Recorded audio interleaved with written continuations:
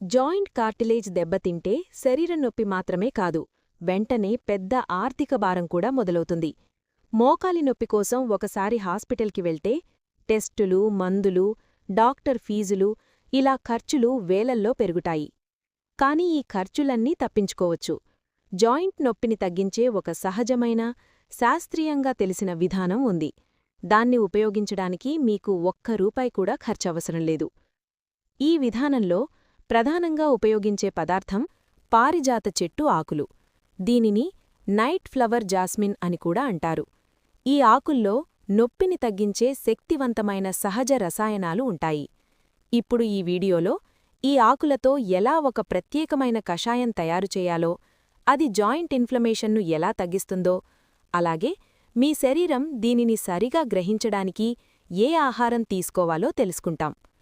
మీకు తెలిసిన ఎవరికైనా దీర్ఘకాలిక జాయింట్ నొప్పి ఉంటే ఈ వీడియోని వాళ్లతో షేర్ చేయండి. ఈ సమాచారం ఉపయోగపడితే కామెంట్ చేయండి. మొదటి స్టెప్ చాలా సింపుల్. ఒక పాత్రలో 250 మిల్లీలీటర్ల శుభ్రమైన నీళ్లు పోయాలి.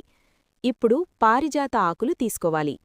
చిన్న ఆకులైతే 3, పెద్దవైతే 2 సరిపోతాయి. ఈ ఆకులను అలాగే వేయకండి, చిన్న చిన్న ముక్కలుగా చీల్చాలి. ఇలా చేయడం వల్ల ఆకులలోని పదార్థాలు నీళ్లల్లో బాగా కలుస్తాయి. ఇప్పుడు ఈ ముక్కలు చేసిన ఆకులను నీళ్లల్లో వేసి బాగా మరిగించాలి. నీళ్లు మరిగే విధానం చాలా ముఖ్యమైనది. 250 మిల్లీలీటర్లు ఉన్న నీళ్లు కరిగి సుమారు 50 నుంచి 100 మిల్లీలీటర్లకు తగ్గే వరకు మరిగించాలి. నీళ్ల రంగు మారినప్పుడు ఆకులలోని ఔషధగుణాలు నీళ్లల్లోకి వచ్చాయని అర్థం. ఇప్పుడు స్టవ్ నుంచి దించి కొంచెం గోరువెచ్చగా అయ్యాక వడకట్టాలి. ఇప్పటివరకు మీరు ఫాలో అవుతుంటే ఒక లైక్ కొట్టి కామెంట్ చేయండి. ఇప్పుడు ఈ కషాయానికి చిన్న మార్పులు చెయ్యాలి. సాధారణంగా గోరువెచ్చని ఈ కషాయంలో కొద్దిగా ఉప్పు కలపాలి. కాని మీకు బీపీ ఉంటే ఉప్పు వెయ్యకండి. దాని బదులు 2 చిటికెళ్ల మిరియాల పొడి వెయ్యండి. డయాబెటీస్ లేనివారు ఉప్పు, మిరియాలు 2 వదిలేసి కొద్దిగా తేనె కలుపుకోవచ్చు. ఇప్పుడు ఇది శరీరంలో ఎలా పనిచేస్తుందో చూద్దాం. పారిజాత ఆకుల్లో మిథైల్ సాలిసిలేట్ అనే పదార్థం ఉంటుంది.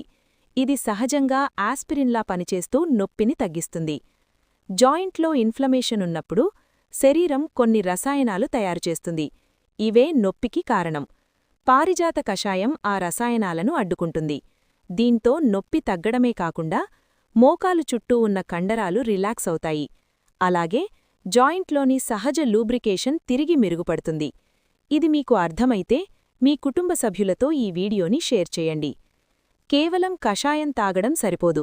మీరు రోజూ తీసుకునే ఆహారంలో కనీసం 40% సహజమైన, ప్రాసెస్ చెయ్యని ఆహారం ఉండాలి. కాల్షియం ఉన్న ఆహారం, ఆకుకూరలు, డ్రై ఫ్రూట్స్, తాజా పళ్ళు ఎక్కువగా తీసుకోండి. ఒక ముఖ్యమైన విషయం, బంగాళదుంపల వంటి మూల కూరగాయలు పూర్తిగా మానేయాలి.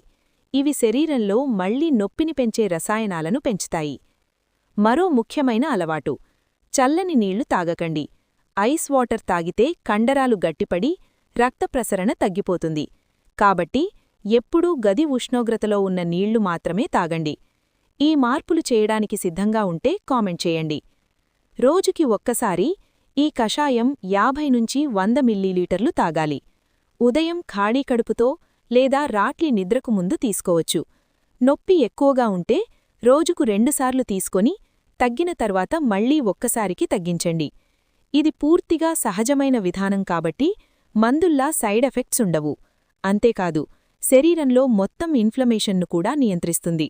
మీరు ఈ విధానాన్ని క్రమంగా పాటిస్తే జాయింట్ నొప్పిని తగ్గించుకోవచ్చు, కార్టిలేజ్ను రక్షించుకోవచ్చు, మళ్లీ సులభంగా నడవగలుగుతారు. ఈ వీడియో మీకు ఉపయోగపడితే తప్పకుండా షేర్ చేయండి.